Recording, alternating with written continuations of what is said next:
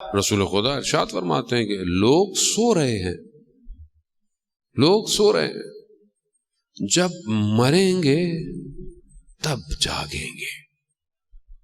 ابھی سو رہے ہیں لوگ غفلت میں ہے، انسان غفلت کے اندر ہے، انسان کو آئیڈیا ہی نہیں ہے کہ وہ غافل ہے، سن رہا ہے۔ دیکھ قرآن کہہ رہا ہے ہم نے ان کو آنکھیں دی ہیں مگر یہ ان سے دیکھتے نہیں ہیں، ہم نے ان کو کان دی ہیں مگر یہ ان سے لا یبصرون بہا، یہ سنتے نہیں ہیں، ہم نے ان کو عقل دی ہے، یہ صرف فکر نہیں کرتے۔ اولئک کالانعام، یہ جانور ہے، بل ہم اضل، بلکہ اس سے بھی بدتر ہے۔ اور یہ غفلت کے اندر ہے۔ غافل ہونا، ایک آدمی سو رہا ہو تو آپ اس کو اٹھا دیں، لیکن جو سونے کی ایکٹنگ کر رہا ہو اسے نہیں اٹھا سکتے۔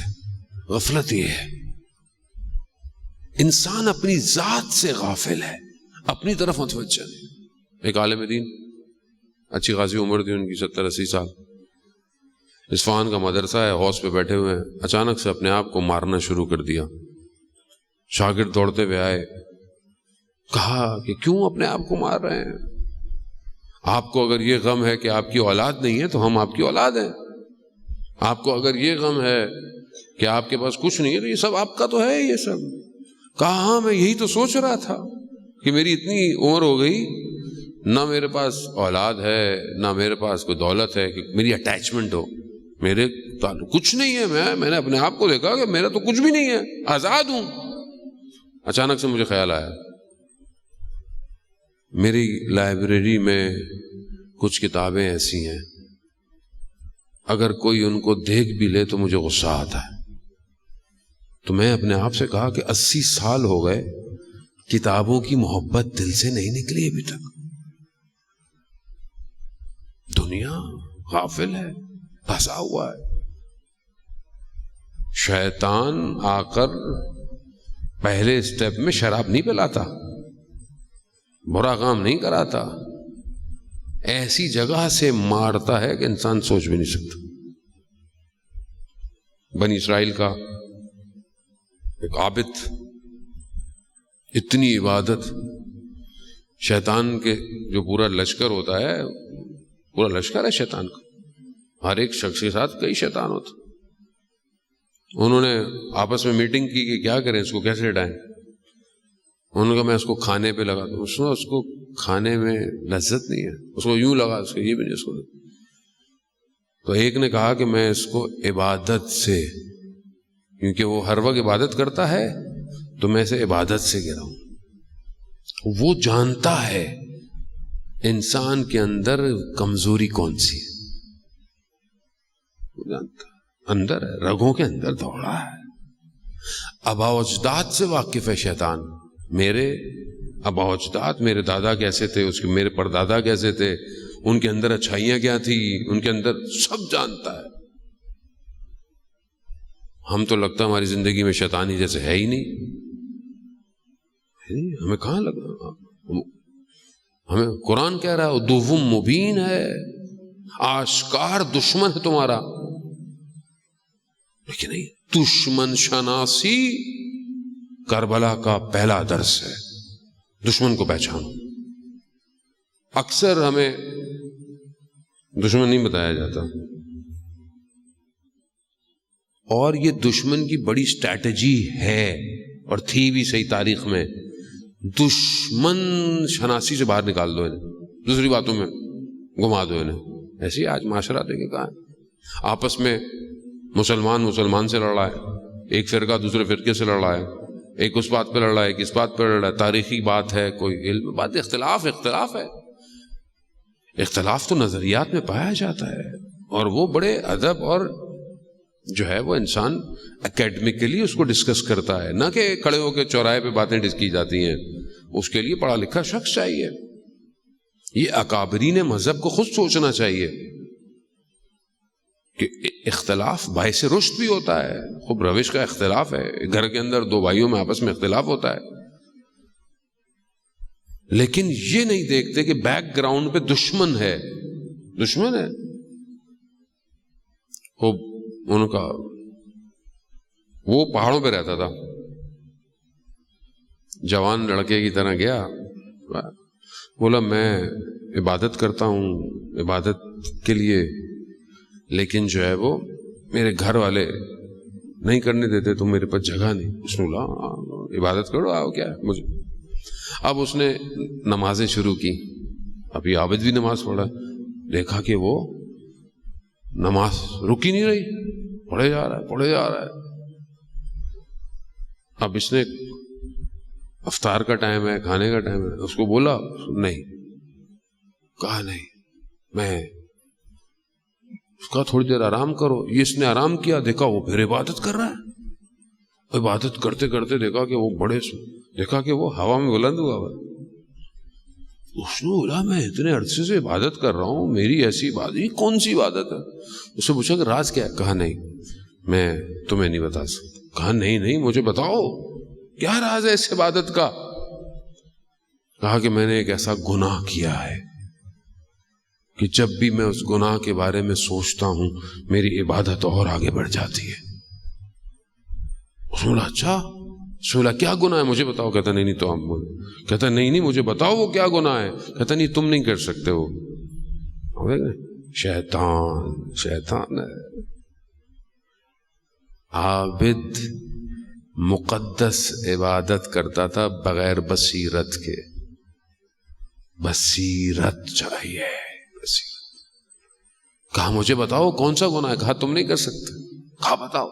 کہا وہ فلانی جگہ فلانا ایک خاتون ہے, اس کے ساتھ میں نے غلط فعل انجام دیا ہے. کہا میں بھی دوں گا. کہا نہیں تم نہیں کہو. کہا میرے پاس تو پیسے بھی نہیں ہیں. کہا یہ پیسے بھی لے لو. گیا لوگوں سے نیچے اترا آبادی میں, لوگوں نے ویسے تو کہا عابد آیا ہوا ہے پتہ نہیں. اس خاتون کا پوچھا, وہ خاتون اچھے عمل سے مشہور نہیں تھی, تو لوگ سمجھے کہ شاید ہدایت کرنے جا رہا ہے. بولا کہ یہاں, وہاں گئے اس خاتون کے پاس, بولا کہ میں. اس نے بھی دیکھا کہ آپ, کہا مجھے غلط فعل انجام دینا ہے. کہا کہ نہیں مطلب غلط خاتون تھی مگر بصیرت رکھتی تھی. کہا کہ سچ بتائیں آپ. کہا تمہیں اس سے کیا پیسے لو؟ کہتا نہیں کیا وجہ ہے؟ کہا ایسے ایک جوان آیا, اس نے مجھے ایسا کہا ہے اور اس مقام پہ پہنچا ہوا ہے. کہا کہ جا کر دیکھیں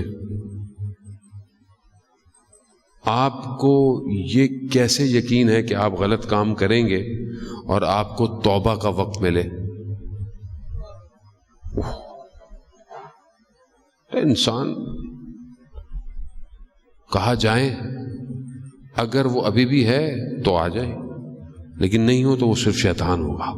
ایسی ہوا, چلا دیکھا کہ وہ نہیں ہے, شرمندہ ہوا.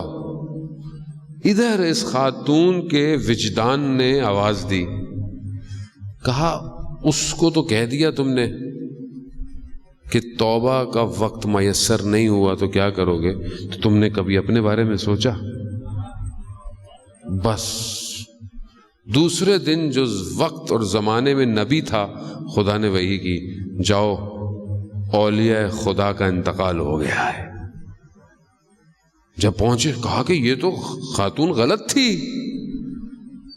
کہا خدا کی بارگاہ میں توبہ کر کے گئی ہے. شیطان دشمن کو پہچانے. دشمن وہیں سے ضربت مارتا ہے جہاں پر انسان کمزور ہوتا ہے. میں کمزور کہاں سے ہوں میں خود جانتا ہوں. بار بار جوان پیغام بھیجتے, مولوی صاحب ایک غلطی بار بار ہو جاتی ہے, گناہ بار بار ہو جاتا ہے. کیوں ہو رہا ہے؟ ایک گڑھے میں آپ کی گاڑی روز گرتی ہے تو اللہ نے عقل دی ہے, راستہ تبدیل کر لو یا گڑھا پر کر دو. غافل ہے, غفلت میں. ہو سکتا ہے آپ کے دوست اچھے نہ ہوں، آپ گناہ، ہو سکتا ہے آپ کی خلوت اچھی نہ ہو، اپنے آپ کو مصروف کریں، ایک جگہ گناہ ہو رہا ہے چھوڑ دیں۔ انسان کو اللہ نے طاقت دی ہے، پوری دنیا پہ حکومت کر سکتا ہے، لیکن اپنے نفس پہ کمزور ہے، اپنی معرفت نہیں ہے۔ خوب یہ پہلا رابطہ ہے، یہ پہلی کمیونیکیشن ہے جسے صحیح کرنی ہے۔ آپ جس نے اس کو صحیح کر لی، باقی رابطے اس کے صحیح ہو جاتے ہیں۔ دوسرا رابطہ اس کا عوام کے ساتھ ہے، لوگوں کے ساتھ، اطراف کے ساتھ۔ بعض اوقات انسان اپنی عبادتوں میں بہت اچھا ہے، اپنے کاموں میں بہت اچھا ہے، لیکن معاشرے میں اچھا نہیں ہے۔ بعض اوقات معاشرے سے کٹا ہوا ہے، اس کو ضرورت نہیں ہے معاشرے میں، لیکن وہ شخص بھی ہمسائے کے ساتھ کیسا ہے، ماں باپ کے ساتھ کیسا ہے، بہن بھائیوں کے ساتھ کیسا ہے۔ خوب یہ رابطے، خدا اپنے حق کو چھوڑ دے گا، حق الناس کو نہیں چھوڑے گا۔ اس لیے امام حسین علیہ السلام نے اپنی آخری وقت میں کہا اگر کسی کی گردن پر حق ہے کسی کا، وہ میرے ساتھ نہ آئے، نہ آئے۔ حق نہیں ہونا چاہیے۔ کسی کا مال دینا ہے، نہیں۔ کسی کی عزت آبرو آپ نے خراب کی ہے، اس کو بھی۔ اگر کسی جم میں کسی جہاں لوگ بیٹھے ہوئے ہیں، آپ نے کسی کا مذاق اڑایا ہے، تو یہ نہیں آپ اکیلے اس سے معافی مانگیں، اسی لوگوں کے درمیان میں جا کر آپ اس سے معذرت کریں۔ حق الناس ہے۔ میرا رابطہ لوگوں کے ساتھ کیسا ہے؟ مولا کائنات حضرت علی ابن ابی طالب علیہ الصلوۃ والسلام،